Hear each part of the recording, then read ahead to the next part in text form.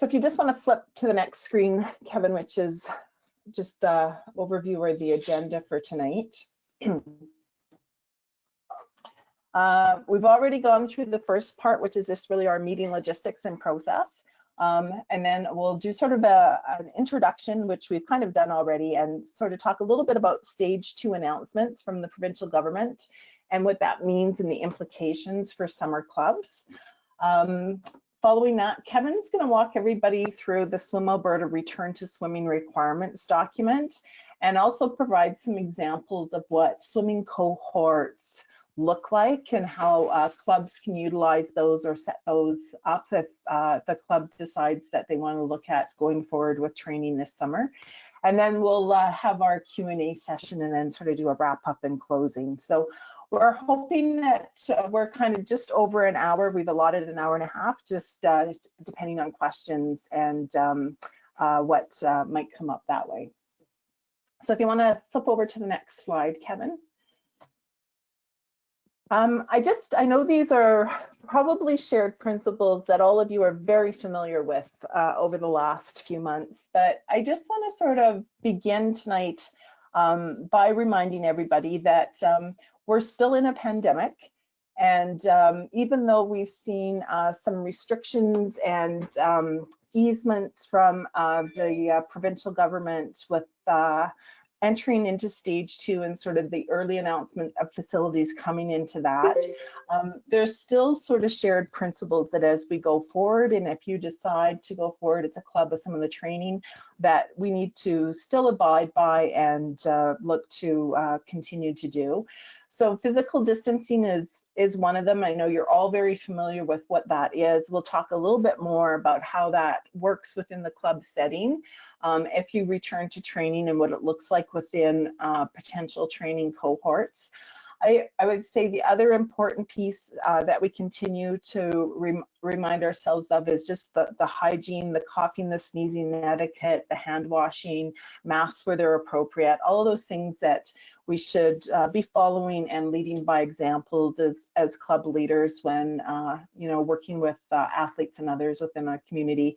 And of course, the screening and self-assessment tools, and Kevin and I'll speak a little bit more about those and how clubs can utilize those and build them into their go forward plan if you look at returning to a training.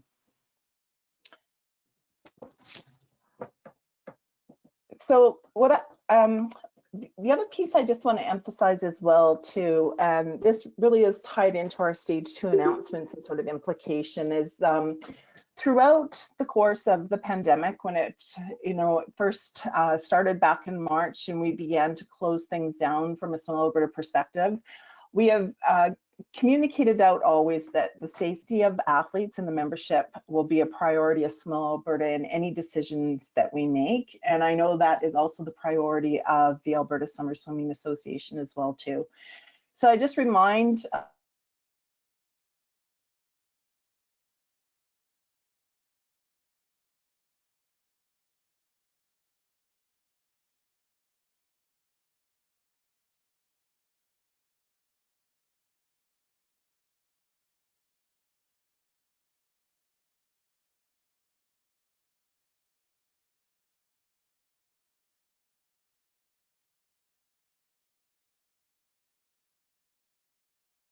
which was a couple weeks ago now, facilities, which was supposed to be in phase 3, got moved into phase 2, including our pools. So where we thought several months ago that it looked like, we wouldn't see pools opening likely until September or later in the summer, the movement into stage 2 really allowed us to look at how we may be able to proceed with some clubs returning to swimming on both the year-round and the summer side. We have been working quite a bit over the last couple months and even recently with that announcement of stage 2 with a number of facilities and pool operators across the province. We've done sessions with Life Saving Society. We've collaborated with the Life Saving Society. We've done a very similar presentation to what you're seeing tonight as it relates to our requirements documents to a number of pool operators across the province. When we've done the year-round session, some of the larger facility operators we've invited onto those calls. So the Repsols, the Kinsman, those have been involved with us. And we continue to work with them throughout the process. What we also know is that not all pools will be opening across the province. And as they open, they will open at different times. We're hearing mostly that if pools are choosing to open, it's sort of that first part of July. And I would say what we're seeing with a couple of our larger centers, the City of Edmonton and the City of Calgary, is they have targets of July 20th. So again, all are not coming on board at the same time. And a municipality may choose not to open all the pools in our larger centers. With the stage 2, obviously came opportunities to address with Alberta summer swimming. So I know the board back in April took a look and decided at that time that based on the information that they had and the way things in the landscape looked around the pandemic, that the season would be canceled. And we made that commitment alongside the board of Alberta Summer Swimming that if things changed, we would revisit that. And so that change came with stage 2 and the moving of facilities and the guidelines produced by the Alberta government, which Kevin will go over in a few more details as it relates to sport, recreation, and physical activity. The other resource that we have is the Swimming Canada Return to Swimming resource. It is really intended to be a guideline document, and with each province having the lead of their local health authority as the lead through the pandemic, each province is actually following the lead of that provincial health authority and what they can and cannot do as it relates to activities and gatherings. So the Swimming Canada resource, Return to Swimming resource, is really intended as a guideline. There is some really solid information in there around physical distancing, how clubs can set up sort of a committee to look at how they return to the pool. But a lot of the information in there too was geared really for when we were looking at pools not being opened, when mass gatherings were sitting at 15, and really without the knowledge of what would happen across the country with various provinces opening at different times. I do want to state that, the option to return to training, if you have a facility available to do so, is really a club decision, and the decision of swimmers to turn really is a personal decision for themselves as well too. So just like not every athlete or swimmer may be ready to come back into the water or train within the cohort or the settings that can be provided, clubs too may decide that it's not the right time for them to return back, and you may choose that you want to just keep things shut down for the remainder of the summer, and that's okay. The other piece of that is that as a club, you do have to take a look sort of at your own risk management as well too. So we as Swim Alberta have put together a lot of guidelines for you, some requirements. So we've sort of put best practices that you can employ, but as a club, you also have to take a look at the risk level that you're prepared to take as a risk and sort of the next steps that you want to do. I do want to share that there is no insurance that can be bought or made available for the transmission of COVID-19. So although we carry general liability and accident insurance, there is no insurance that you can get anywhere that if someone in the activities that you're doing, the transmission of COVID-19 happens. So clubs need to be aware of that as they, make the choice to return to training and return to swimming this summer. And I would say what we've tried to do is obviously follow all the guidelines and the requirements of Alberta Health Services, and then look at what's appropriate guidelines as well to have within the swimming environment as well too.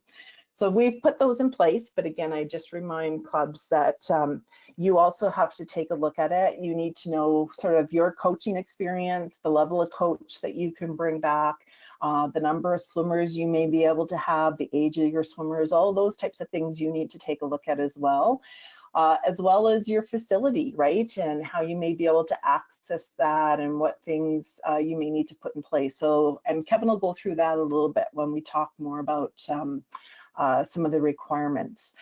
What'll be a little different this year if you decide to return, as well as sort of everything that's going on with physical distancing and whatnot, is that all coaches and all athletes will be required to sign an assumption and acknowledgement of risk form. So that only needs to be signed for those clubs returning to training this summer. And then the other piece, similar to the facility forms that all clubs signed last year with the change in facility rules, we do have club declaration forms that any club that is looking at returning to swimming will need to sign as well too. And that's really just signing off saying that you acknowledge that you'll follow the guidelines of Alberta Health Services, as well as any requirements through the Swim Alberta requirement document. And I believe on there, we also have sort of a place just to acknowledge the facility too, because that's the other key piece to all this is you want to make sure that your facility is actually going to be opening and that you have the ability to access it before you go through the work of registering athletes and whatnot.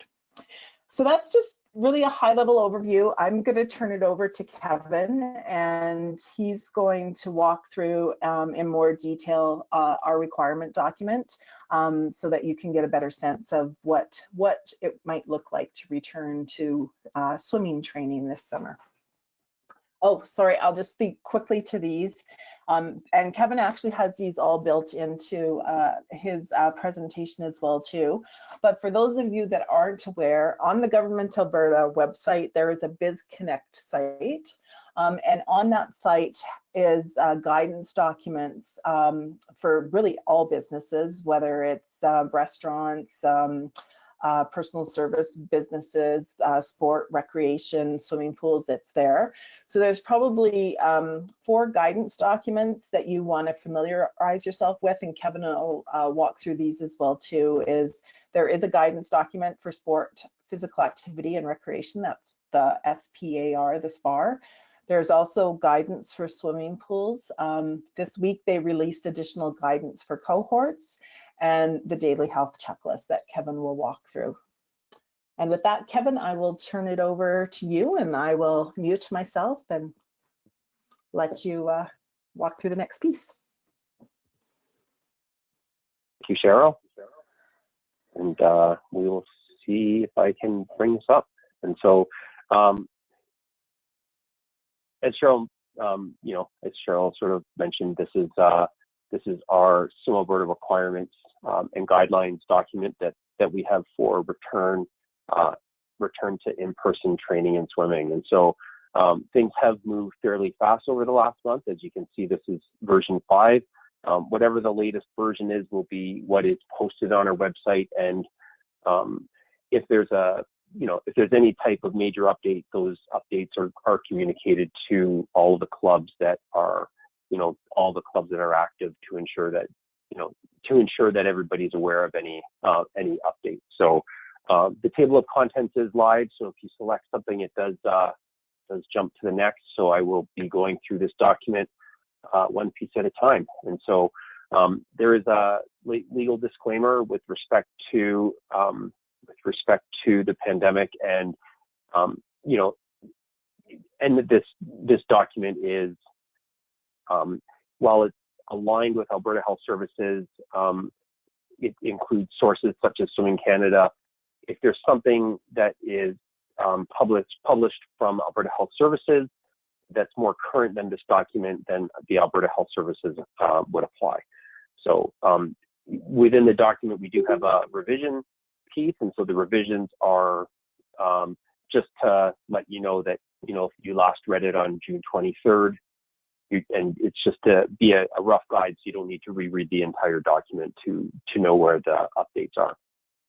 And so we do have an introduction that identifies a lot of Cheryl's key messages that she's outlined with respect to safety, returning to sport being a personal choice, and so there's some additional pieces in there,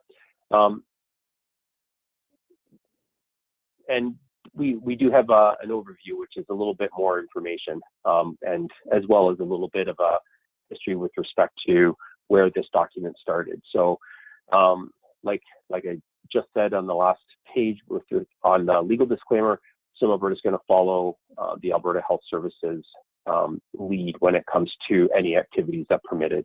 And so any activities that are permitted when it comes to group size, there may be local differences or regional differences within the province. And so that's, that is something that we are, that we do all have to be aware of and make sure that we're current with our own specific region. There are a number of conditions for in-person training and swimming. And throughout the document, you're going to see the reference to the outdoor training. I'm not going to spend a lot of time on this. There was a period of time when the return to training hadn't happened yet, and there was outdoor training permitted. And so for the Summer Swimming Association, return to pool is available. So just when you see those references to the outdoor, we're just, that's not going to be spending time on that. So there's, each stage is going to require that all of the following conditions are met. Federal and provincial restrictions are eased. The government of Alberta has implemented the relaunch strategy. Municipal governments organized to access swimming pools, gymnasiums, etc. The SWIM Alberta's return to in-person training and swimming requirements are adhered to and followed, including any additional protocols, restrictions, and guidelines that may be updated, and that may be updated in the document or by the Alberta Health Services. So clubs and members agreed to adhere to SWIM Alberta's return to in-person training and swimming requirements as presented in this document and any future versions of this document, and submit any club declarations or assumption and acknowledgement of risk forms. Individual club and return to in-person training and swimming guidelines that have developed in conjunction with your local facility, and I'll talk about that a little bit more. Plans are to be available upon request of SWIM Alberta, and then clubs ensure that all registered coaches, athletes, officials, and parents understand and agree to follow all regulations set out by Alberta Health Services, local municipality, facility, and SWIM Alberta. So in terms of timelines for return to swimming, we do have this at our stage 3, which is return to swimming. We are not yet at the point of returning to competition, so this is purely training only at this point. And so, if at some point, if we are permitted to return to competition, we will move our arrow over to our own stage 4. So the next number of sections are the operational guidelines and requirements. And so there's 6 major sections here. There's the activity requirements of Alberta Health Services. There's general requirements of SWIM Alberta, and those first 2 pieces apply to everything else. In addition to that, there is outdoor training, health and safety. I spoke to that. There's return to swimming health and safety requirements. There's return to competition, which we don't have any content yet. And as well, there are some clubs that do have club offices. And in the event that a club has office space, any office guidelines would apply. Important to note, these guidelines are published using most current information available. And I've spoke to this already, that if there's updates from Alberta Health Services, that those updates would apply. A club must meet the minimum standards provided in these requirements. When a club assesses their own risk in a particular environment, any club may choose to use stricter guidelines. And so the following are the pieces from Alberta Health Services that are specific for the swim clubs. There is a number of other pieces of information with health services when it comes to hand washing, etc. But these are the primary things that that apply to the swim clubs. So oversight of the activity must be overseen by a responsible person to ensure public health guidelines are adhered to. And so that responsible person within the context of swimming would be the swim coach. Physical distancing, the activity must comply with current physical distancing restrictions by Alberta Health Services. So it's 2 meters from others or 3 meters for high intensity activity. And so that high intensity activity, I think the example provided would be during a spin class or something like that. The next piece is cohorts, and this was quite new, and the cohorts are permitted to be for sport or performance groups. And so the cohorts are where a group of up to 50 individuals that cannot maintain physical distancing during the activity are permitted to form a cohort. Once they're in a cohort, they can't go to another cohort. We do have a question and answer document with a number of questions about the cohorts, and that should be able to answer a lot of the questions about them. So once formed, a cohort must remain together for the duration of phase 2. Another piece about the cohorts would be, in the event that somebody did have to switch cohorts, they would have to be not in a cohort for a period of 14 days before being permitted to join the next one.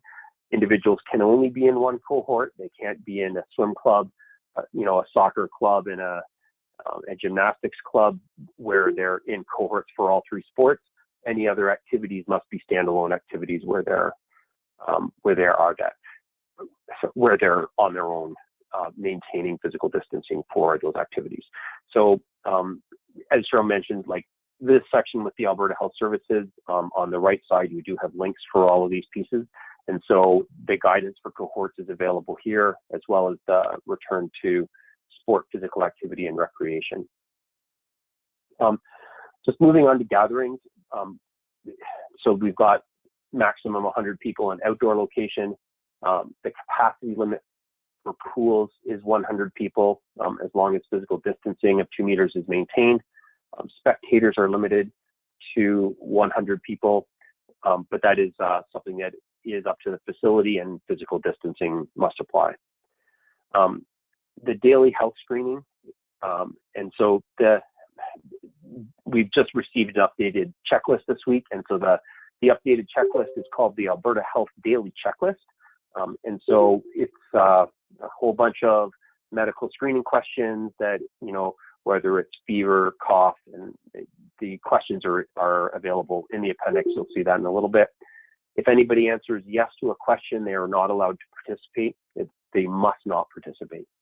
And so that checklist is available in the appendix, and as well, we've got a Word fillable PDF or PDF form if for whatever type of format you want to be able to share that checklist with your membership before they participate in activity, as a daily thing.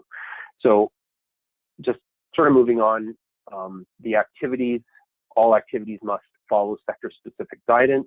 So obviously for sport, we have to follow the sport, physical activity, and recreation for stage 2. There is a link with the guidance for swimming pools and whirlpools, so that anybody is aware, or if you do need more information about what's needed for the pools to be open, then you can follow that along. There is hygiene.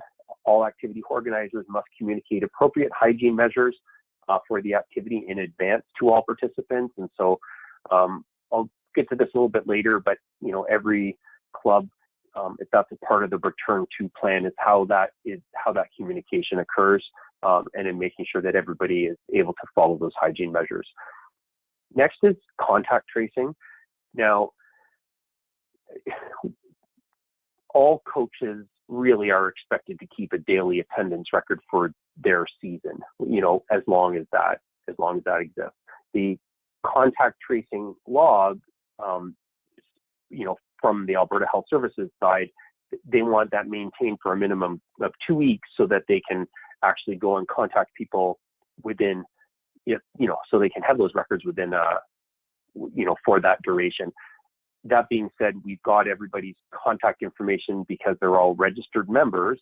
And so since they're a registered member and we've taken attendance and we've asked the daily screening questions, then that contact tracing thing can be available for longer than the 2 weeks, making sure that the coaches are keeping an attendance record for the season. And then final thing, activity organizers must ensure that personal protective equipment, if first aid treatment is required within the pool environment,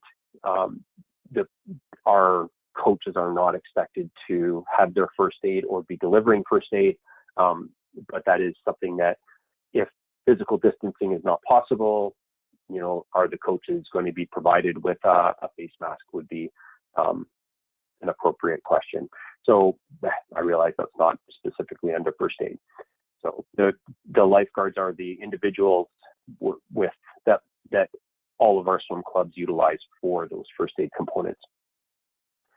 So the next section is the general requirements of Swim Alberta. And as I said, when we looked at all the operational pieces, the general requirements or the requirements of Alberta Health Services and the general requirements of Swim Alberta all apply in addition to the swimming specific portion.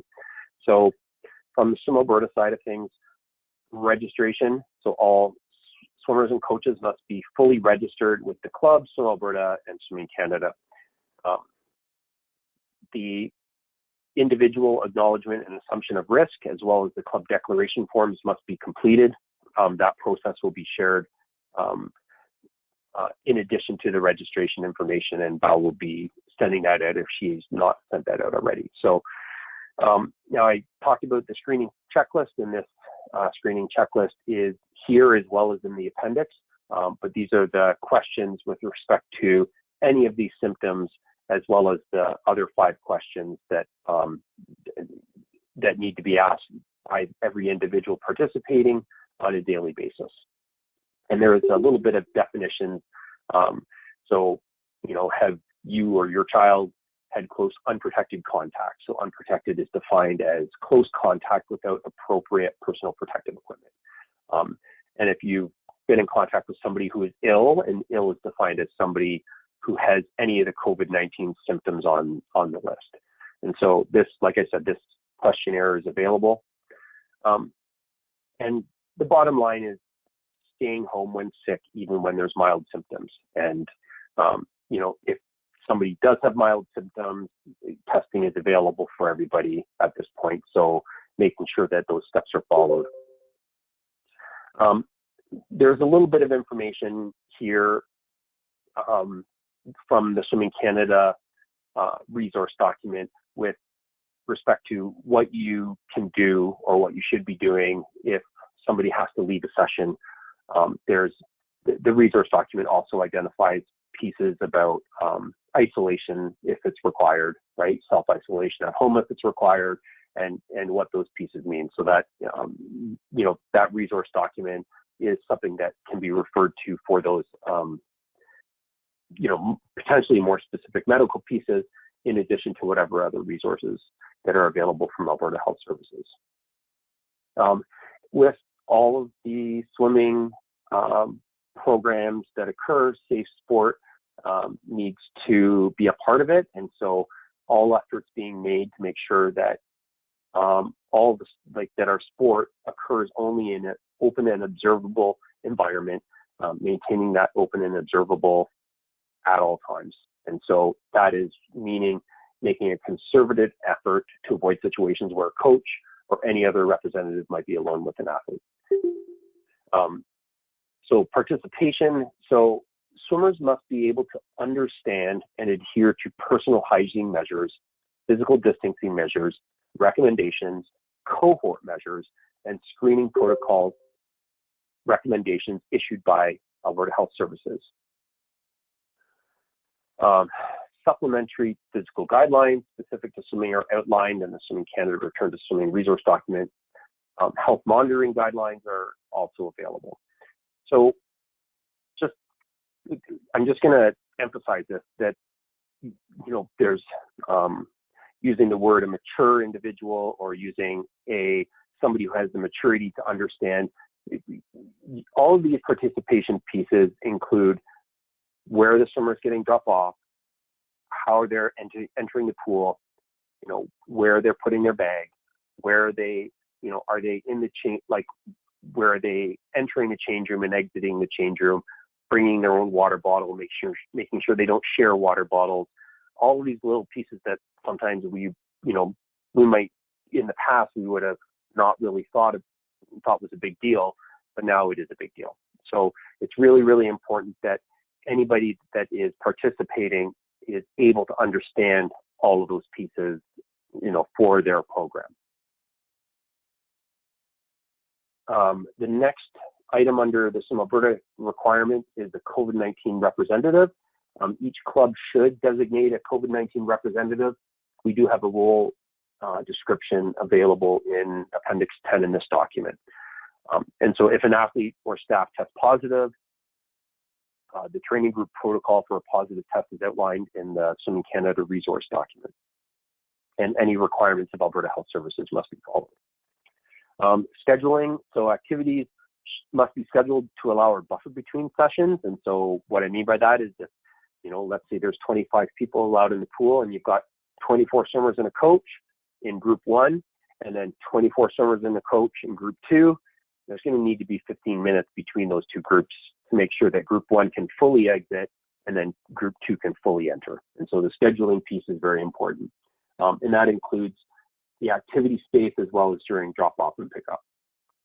Transportation, carpooling or transportation outside the cohort is not permitted. The spectators, there's no competition, so the need for spectators should be limited, but it would have to meet any requirements of the facility. Parents must drop off and pick up swimmers at a designated location. This is to ensure there's not too many people within the building, and so having that as a part of your training plan is important. Equipment, personal training equipment cannot be shared.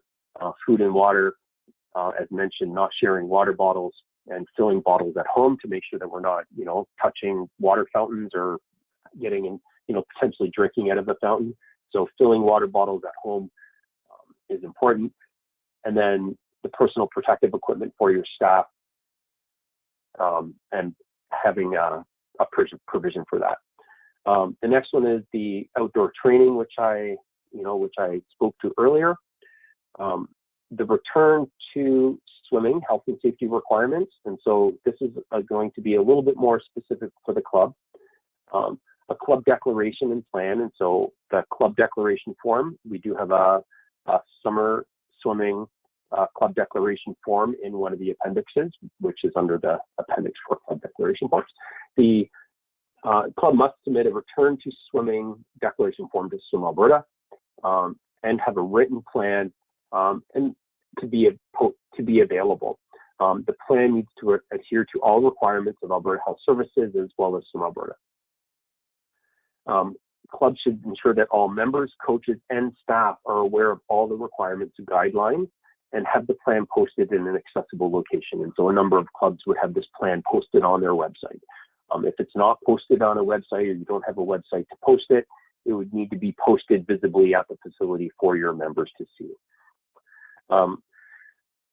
So priority groups and phased approach. And so a priority group, for example, with the context of summer swimming in mind, may be, a group of swimmers that are 12 and up that have been to provincials before, meaning they've got, or maybe it's a group of swimmers 12 and up that, have at least 3 years experience previously registered with the club, right?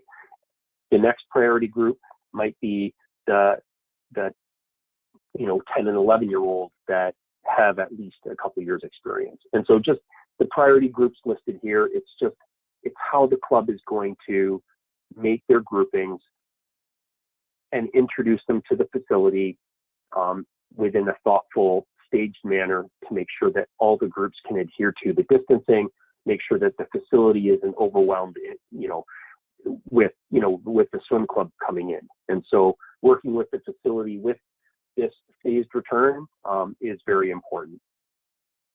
The training session procedure, this would be, there's an example of a procedure in the resource document, in Swimming Canada's resource.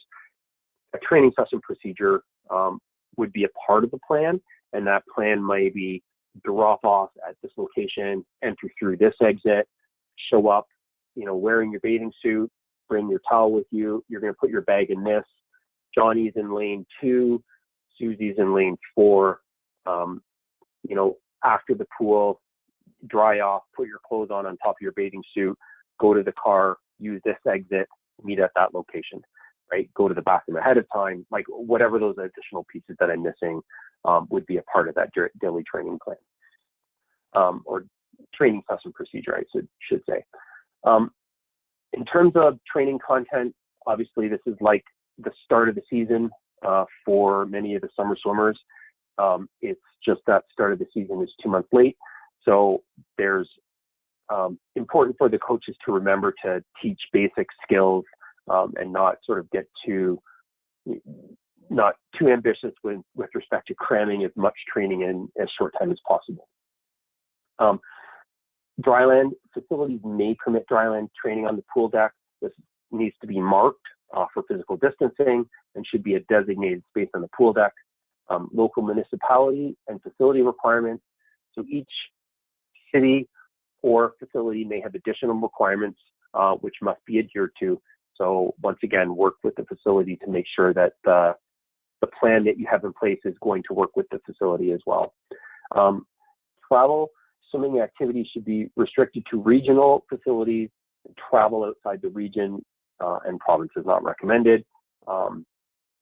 So obviously it's the community pool that is a couple blocks from you as your first option. A region, when it talks about region, it's within your community. If your pool isn't open, it's possible that you're driving to the community next to you, right? And so the smaller the region, the better. The limiting travel so that people aren't involved in staying anywhere. They're at their local places is important. And there is a open water resource available from Swimming Canada as well, but we don't really need to spend very much time on that. The return to competition health and safety requirements, this is the section to be developed later. And there is some club office guidelines as well. If anybody does have office space, this is the office guidelines would be under the BizConnect from Alberta Health Services. So I'm just going to go through a few of the resources and appendixes available at this point. So this is the daily health checklist. As I mentioned, we do have a fillable PDF version of this with all of the screening questions that do need to be answered daily. We do have a number of resources available with, for different links if you do need to find it. I think there is a lot of information on the BizConnect, so hopefully this is the highlight reel of information that you do need as a club.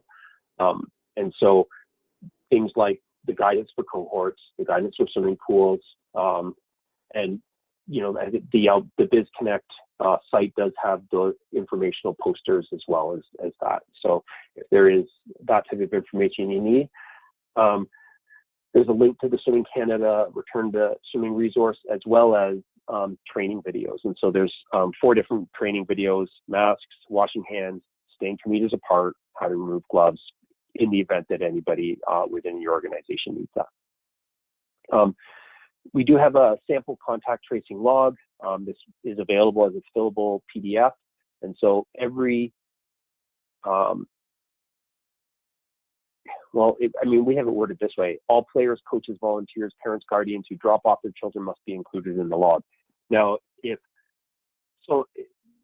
somebody's dropping off their child and they're staying in the car, right, they're doing the drop and roll, they don't need to fill out this log. This is for the individuals that are at the activity. And so since we do have their contact information as a club, we just need to have their name. Did they answer no to all the questions, their time in and their time out, to ensure that we can assist Alberta Health Services with contact tracing if needed. We do have a swimmer checklist, and the swimmer checklist is available as a PDF, Word, and fillable PDF if you need it. And so this checklist includes before they leave, the arrival, after they complete. The items in this checklist can be included in that daily, in that training session procedure if you need it. We do have a staff checklist, and that staff checklist is slightly different than the swimmer one. Obviously, there's different needs. It includes, completing the contact tracing, which is attendance. It includes bringing a personal whiteboard kit if the facility permits, and so they not relying on shared markers at the pool like they may have in the past, but making sure they've got their own wipes and wipes to disinfect, as well as markers and eraser. And then we do have the parent guardian checklist as well, which aligns with the swimmer checklist, but it's just a reminder for the parents. And now this next one, Appendix 7, is the club requirements for return to in-person training and swimming. We do have this as a Word document. This could be used for a club to develop their return to swimming plan, right? And so, and all the different items, all the bullet points from the Alberta Health Services requirements, the general requirements of Swim Alberta, and the specific swimming requirements are all included in this, in addition to the club declarations. And so this could, like I said, this could be used to help develop your plan, or use these pieces to make that plan. And so this one is a little bit longer than the other checklist. It's more than a one page because it is just for the swim clubs to have everything in one place from this document as sort of as a bullet point. We do have the acknowledgement and assumption of risk forms. If you do need them, then you can contact Val. I believe you're going to be getting email with that information anyway, but that is who's going to be sharing those forms.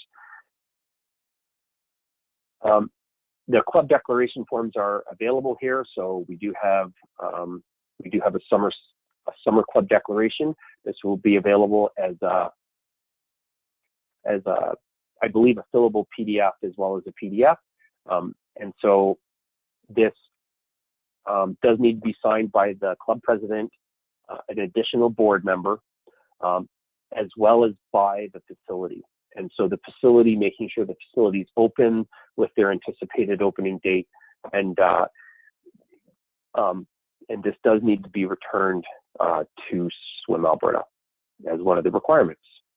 So the response coordinator, the COVID-19 response coordinator role, this is a job description. This is, it's quite detailed.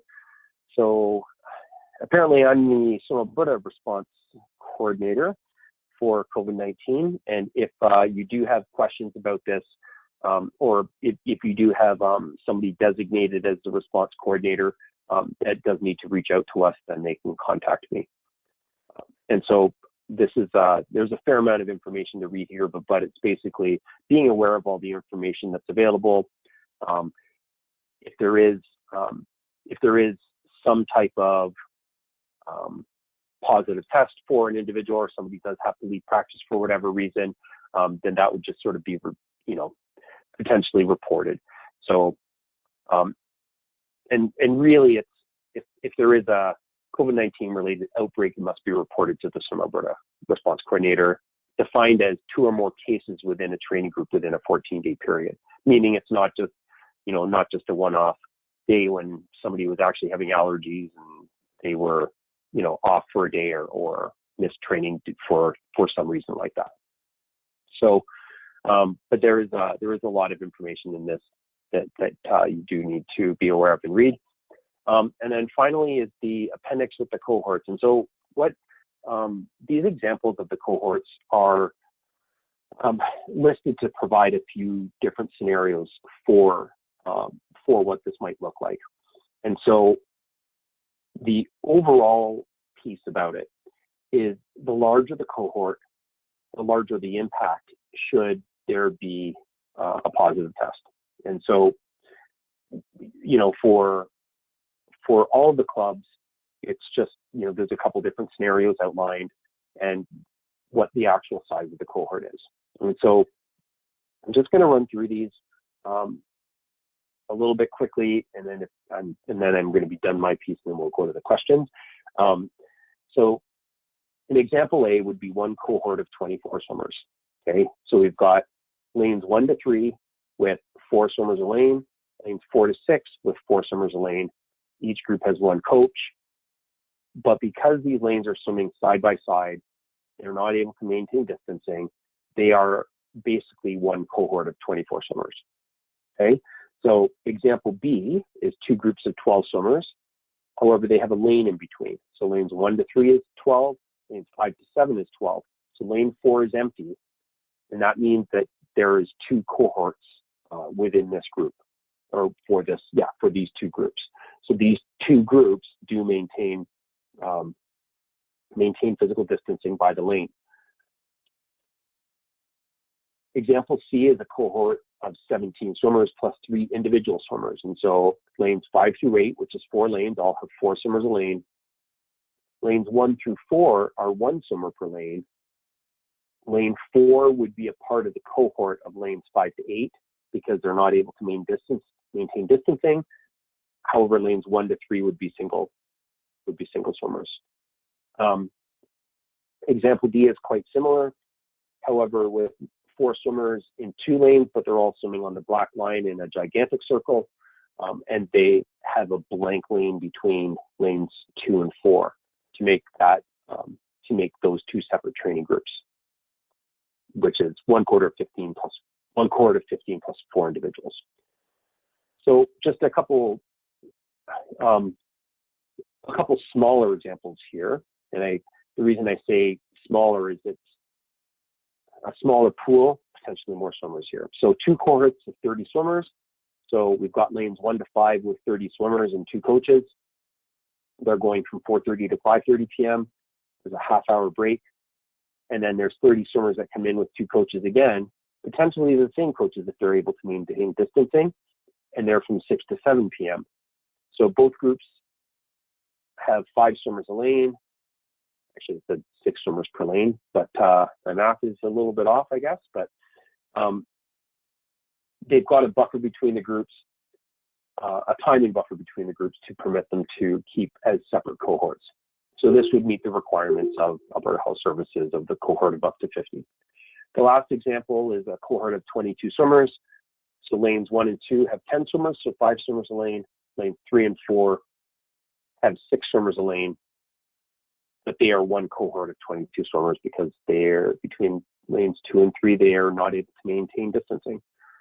So we do have a frequently asked questions document, and you know, there's questions about if coaches can coach more than one cohort. If they're able to maintain distancing, the coach can coach multiple groups. If the coach is in a cohort, can they still coach? The answer is yes, if they can maintain physical distancing. And I think those are a couple of the primary questions on here. So I am going to take a pause, and I'm going to turn it back to Cheryl.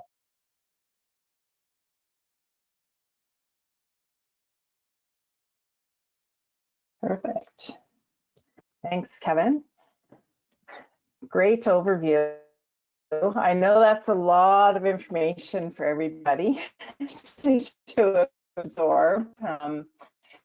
We tried to send it out ahead of time too.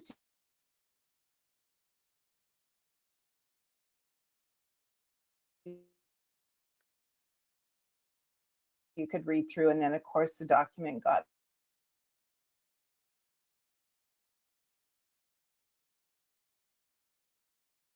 today. But the base of the information is and around cohorts.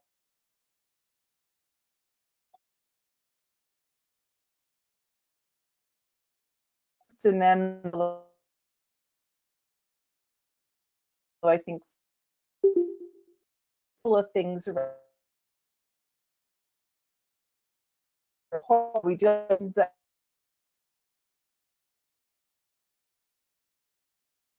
Answer.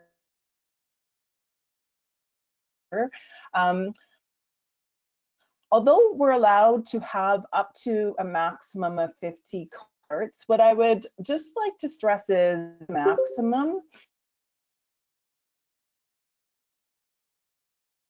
cohorts. That is the, and you have to think about each sport being a little bit differently, and to really think cohort because a week maximum of 50 pushing, or if you're willing to. I just think that in my cohorts, I'm breaking, so I have what I can not even, but.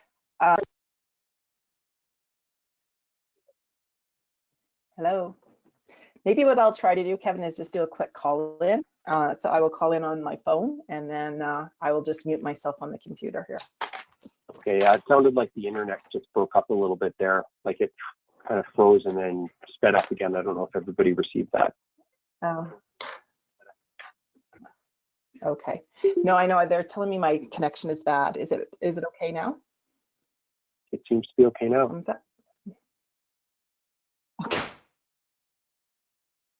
Okay. I don't know. Maybe my son was streaming something downstairs. So we were talking about maximum of 50 cohorts.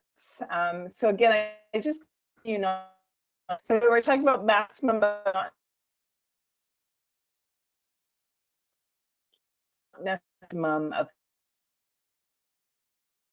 Oh, it's got, Cheryl, I'm sorry, it's got, the internet's got bad again. So I don't know if you want to just call in and then, and sometimes those cohorts,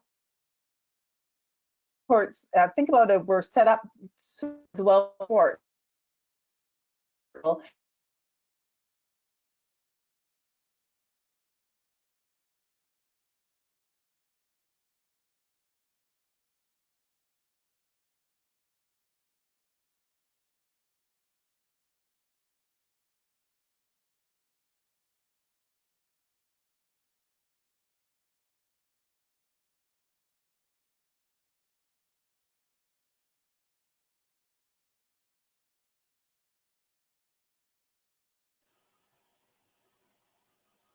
Okay, we're just going to pause here for a second, Cheryl. If you did have questions and you want to send them in to Cheryl, then you can start doing that. Cheryl will work her do the call-in piece, and then we will be underway with questions. So just a reminder, we'll just send in questions with the 403-804-2708, and just list your name and club and the question, and we will answer them shortly. So that's 403-804-2708 for the call-in. I apologize about the ringing in the background there. So.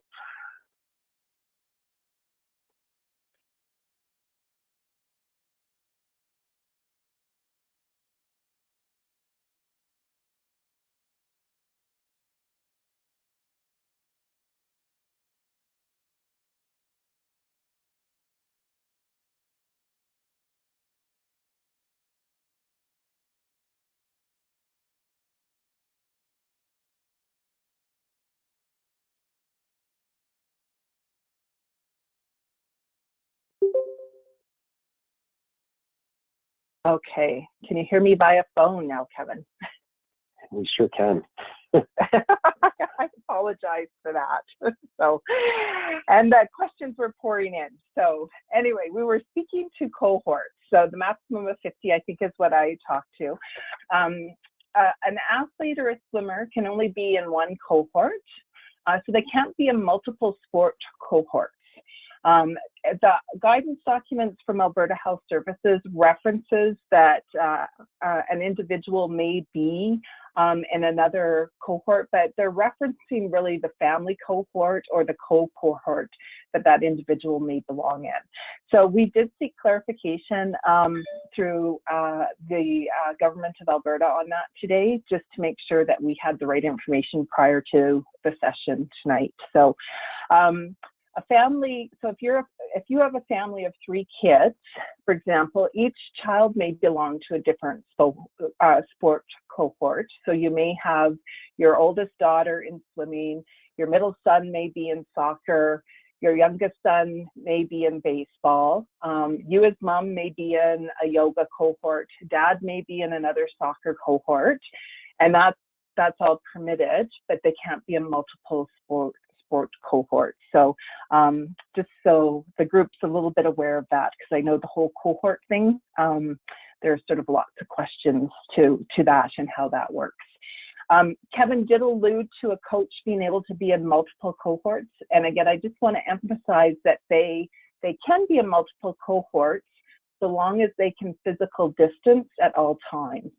So an example of not being able to physical distance is when they have to work perhaps maybe with an athlete in manipulating their arm on a stroke movement, right? So if they can't maintain that distance all the time, then they're actually then form part of that cohort. A lot of you I know also have a lot of university or younger coaches often within summer swimming. So they may be a part of another cohort themselves. So they may play soccer and they may be a part of that cohort. So then as a coach in swimming, they need to be able to maintain that physical distancing as well too. So there's sort of just a little bit of rundown on cohorts, and then I am going to dive into questions here. So Kevin, I'm going to I'm going to go back here. We had some that came in first thing earlier tonight. So Marnie from the Okotoks Stingray asked about lane capacity and lane orientation. Are turns allowed? Passing in lanes? Can swimmers sit at the end of the wall while the coach is giving instructions? Diving allowed? How to demonstrate strokes? So I don't know if you want to speak a little bit to that, Kevin. Yeah, so there's a few pieces there, and I think those pieces all demonstrate how complicated the change can be. However, all the principles still apply. Now, if the training group is in a cohort, the guidance document says individuals in the cohort must maintain distancing when possible outside of their sport. So, for example, we have those. I provided those examples of 4 swimmers per lane in several lanes beside each other. Those swimmers would be doing standard circle swimming. When they stop at the wall, the coach should have some type of plan to say, "Okay, we're not all going to stand shoulder to shoulder. We're going to move each other out when they're standing at the wall waiting for the next instruction." As a coach providing instructions, it would be quite normal to crouch right down and speak really close to them, because sometimes the pool environment's quite loud and it's better than yelling to speak closely to them. They're not going to be able to do that. They're going to need to stay back 2 meters away. So there will be some challenges with respect to messaging and volume and speaking to the individuals. How to actually teach the swimming is, if the coach is a part of the cohort where they're, delivering something that, helping the hand or the elbow move into the right position, that would be, physical manipulation, we'll say, that would be, the coach would need to be in the cohort to be able to deliver that type of instruction.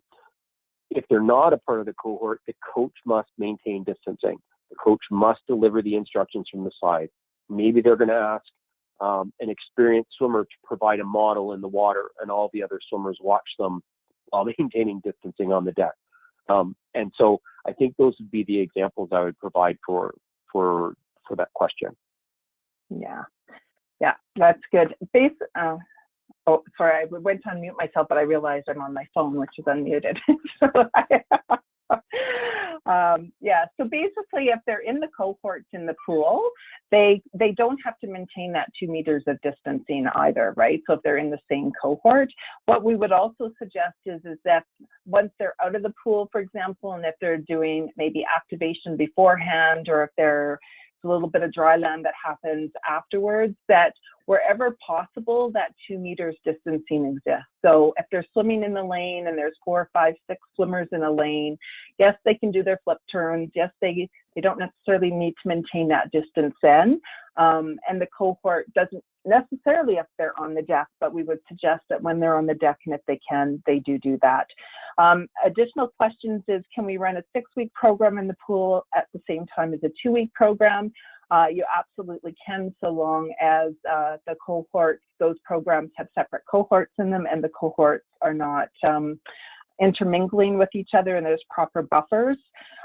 Swimmers can register if they've moved from another region, and they can register if they swam 2 years ago. They just need to be previously registered with summer swimming and born 2011 or later, I think it was, right, Kevin? So older, Christine yeah. Kelly, older, yes. Yeah.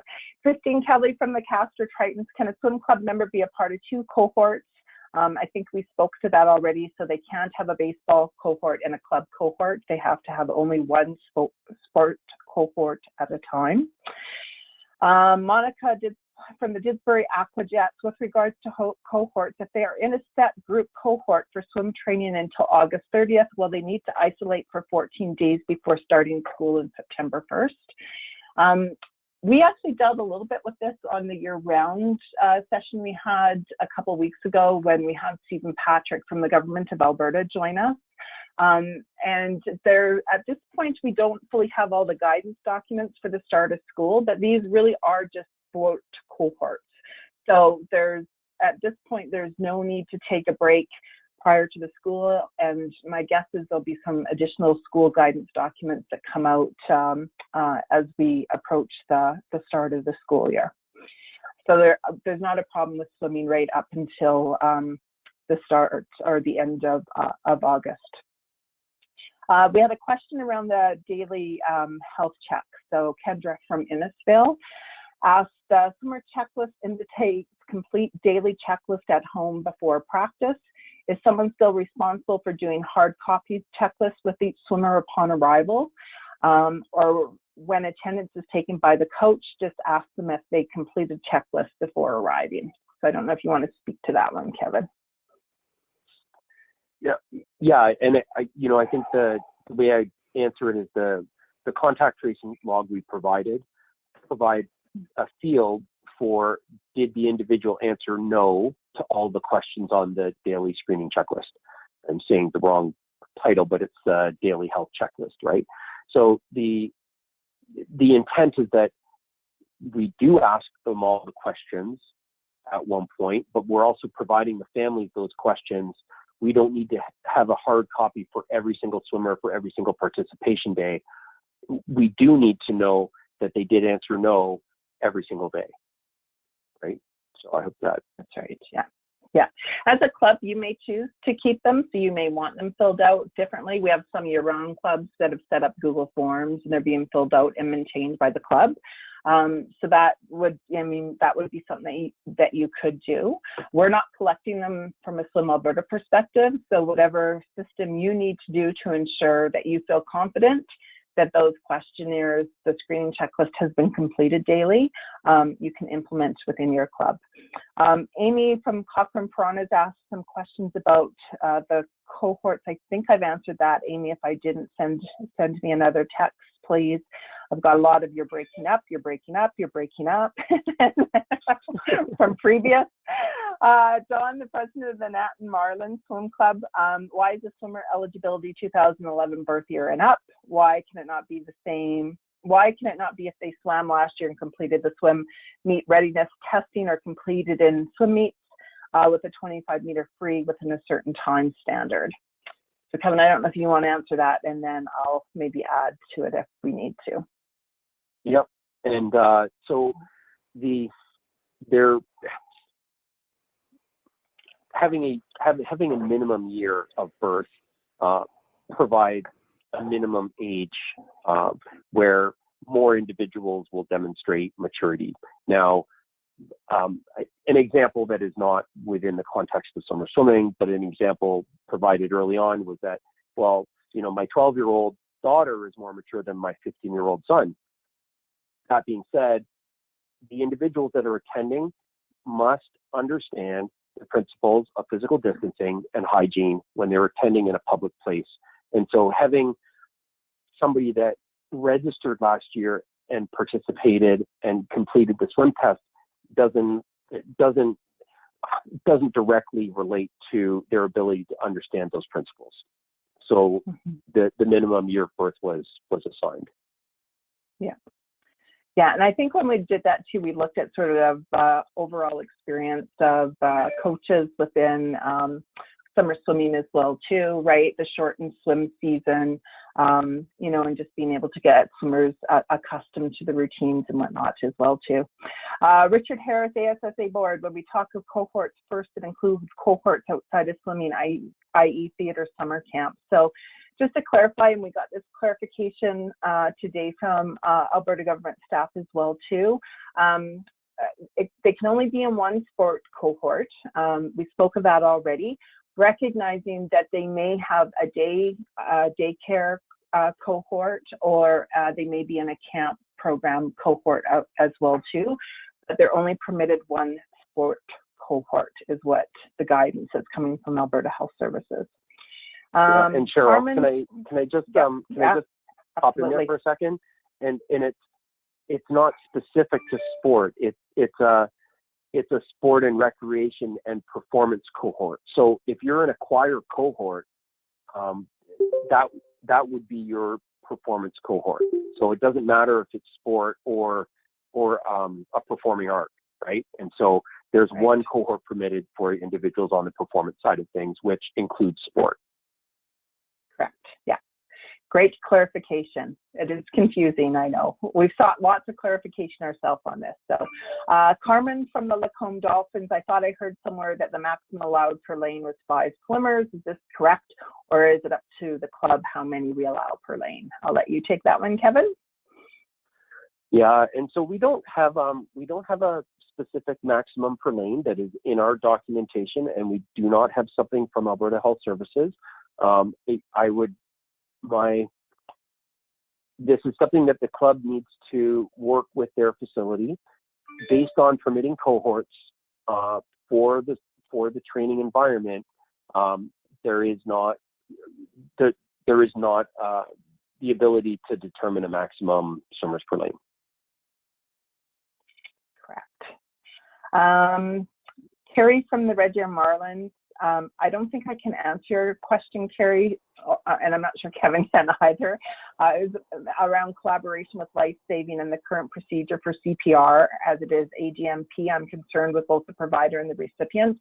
Our collaboration with the Life-Saving Society has really been around liaising and connecting with pools, and sort of working on guidance documents at a high level. It wouldn't be the details of what the lifeguards do.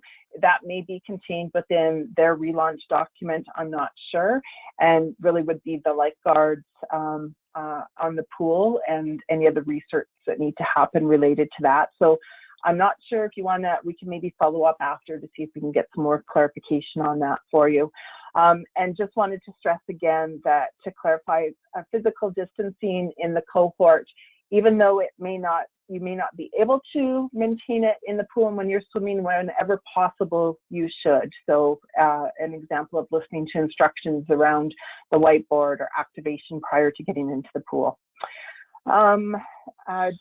Genevieve from the Spirit River Seawolves, is this document available? I joined late, my internet was somewhat wonky. So Kevin, maybe you can let everybody know where they can find it and the updates and the multiple appendices. Yeah, so on the Swim Alberta website, up at the top, there is a tab that is conveniently called COVID-19. And so when you click on that COVID-19 tab, you're going to have all of the resources, the club resources, lots of the communications that we've had. But this document is front and center. It's the very top one. There's a town hall meeting that we did have with some of the clubs. That is available, as well as the Q&A with respect to a lot of the cohorts and the additional questions from this document that's available. All of the appendixes that are resources for clubs. So the daily health checklist, the swimmer checklist, coach checklist, parent checklist, club checklist, and the contact tracing log are all available as PDF, fillable PDF Word document as appropriate. So that's where you find it, and there is a lot of information there. Mm-hmm. Yes, and Kevin's done a great job of updating it as new information comes, so it's as relevant as we can make it. And if you can't find it there, reach out to Val, Kevin, when the Alberta staff, and we'll direct you or locate answers for you. A question came in about how are clubs to monitor if an athlete is in another cohort. I think you can ask the question. I think at some level it's really an honor system between families and participants as to what they're doing. So there's really no way that we can prevent them from being in multiple cohorts. Again, I guess I would just remind everybody we still are in a pandemic, and although we've given the opportunity to return to sport, organized sport with some guidelines, it's our hope that people follow the guidelines that have been put in place. So other than asking the question, there's really no way that you can monitor that. Just to clarify, the minimum age will be 12 so that they can understand what physical distancing means. So I would say, yes. So we looked at a minimum age, trying to determine sort of a maturity level, so that there was a strong understanding of physical distancing, of the hygiene, of it's going to look very different when we return to the pools, even to train. So it's not going to look like it did last summer. Even entering and exiting facilities is going to be very different. It's going to look very much like when you go to the grocery stores with lines, directing you. You may be entering the facility in one door and exiting in another. As Kevin alluded to, you may not be able to use, change rooms or showers. So you may have access to change rooms, but not be able to shower before and after you come into the pool. So kids may be coming in their bathing suits, getting in the pool, drying off, putting clothes over bathing suits, immediately going to meet mom or dad and heading home. So it's just that level of maturity that we felt was needed for the safety of everybody. I think I captured all the questions. Did I miss anybody, or was there anybody who felt we didn't answer their question that they had asked? There was a lot of them that were coming in when I was breaking up, so I think I've gone back and gotten all of them.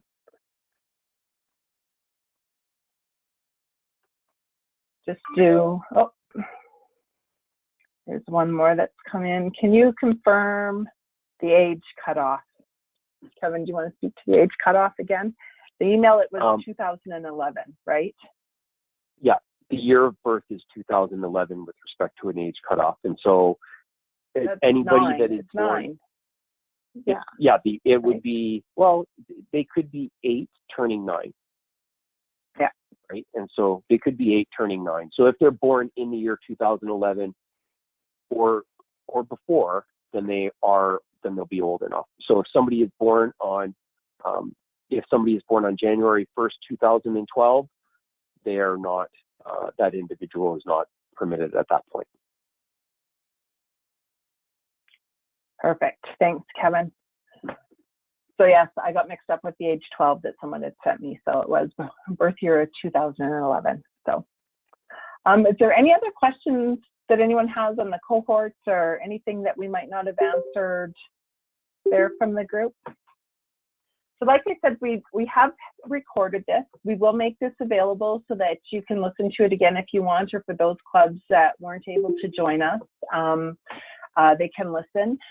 Tomorrow, Val will send out to all of the summer clubs just a really, really brief survey because we're trying to get an understanding of how many clubs may look at returning to swim training this summer.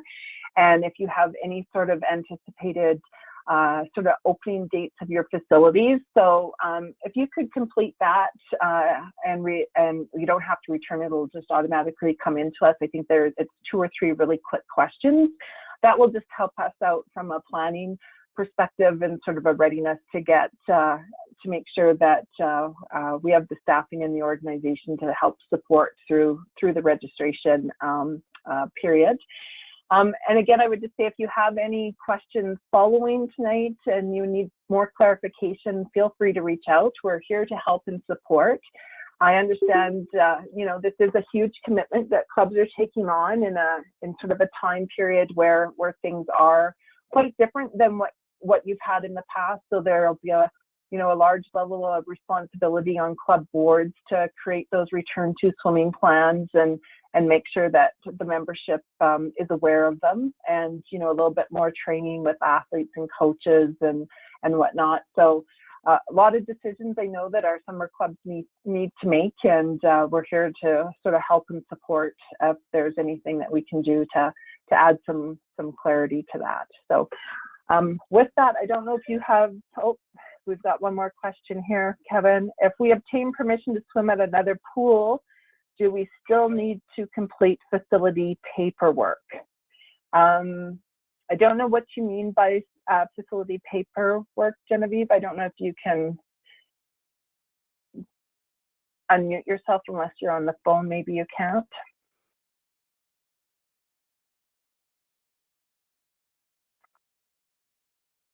So I guess just to clarify, if you're not within, so the pool that you normally train at is not available and you get access to another pool, yeah, as far as we're concerned, that's not a problem as long as the space is available. We still do need, we just need to know that the pool is available before we begin registration. So that's the sign-off piece that we're looking for. So if you start in one pool and, you know, 2 weeks from now you get maybe say a Friday afternoon access to another pool, it's not that we need sign-off of that pool. It was more just an understanding before we began the registration that the pool was available. Another question here. So if we're ready to get started and the facility is open, what is the earliest we can register our swimmers? So Val, I don't know if you can answer that question for us. Have you sent out the club affiliation and registration information packages? Yeah, most clubs have already affiliated. They need to pay their $75 affiliation fee and send in all the waivers. What I was planning on doing is for those clubs that complete a small survey that say that they're going to start, then I will communicate with them directly. All right. So yeah, so basically she's ready to go is what it sounds like, Carmen. So if you want to get your survey completed really quickly and let her know, then she'll get information out to you so that you can begin the registration process.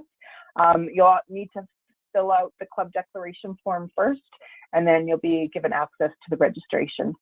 I'm drawing a blank, but we needed a facility.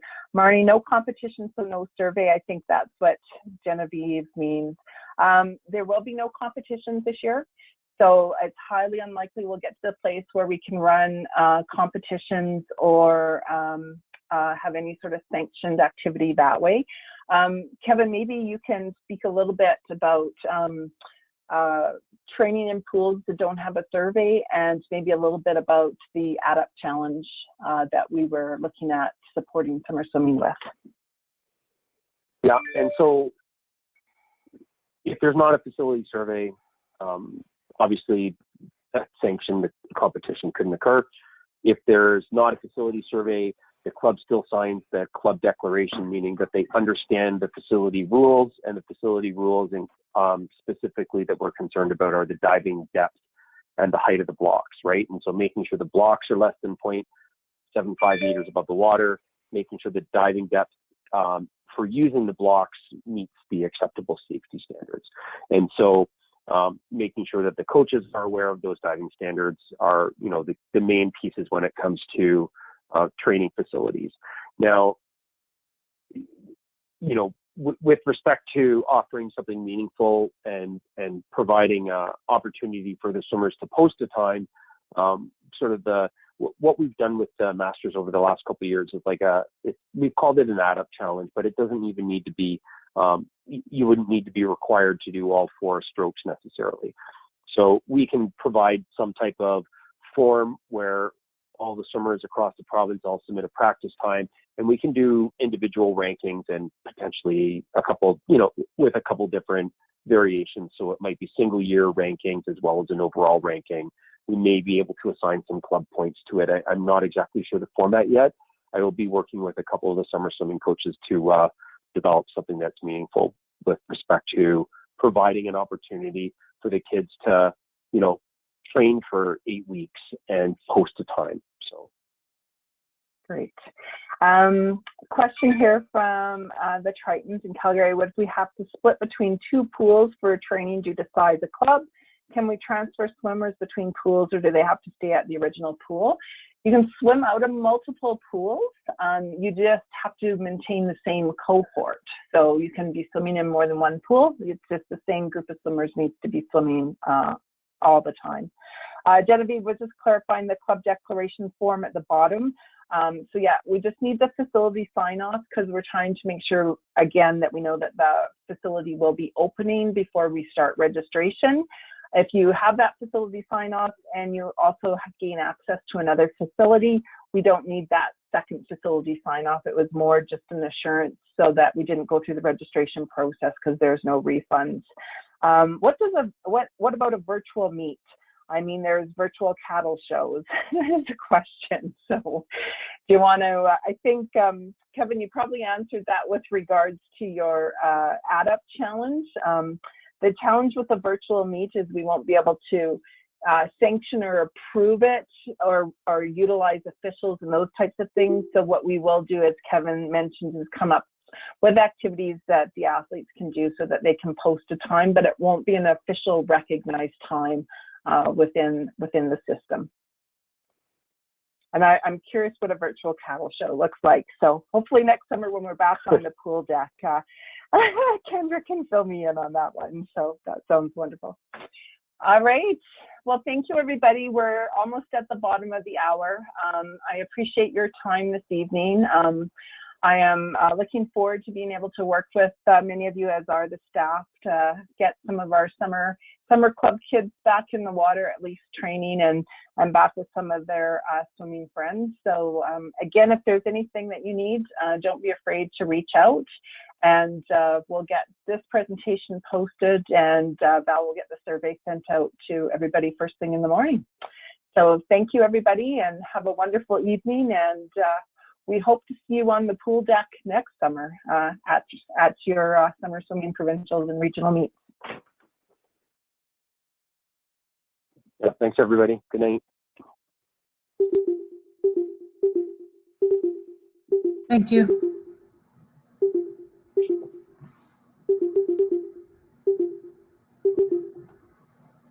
Thank you, you guys. You're welcome. Bye. Good night. Thank you. You're welcome. Bye-bye.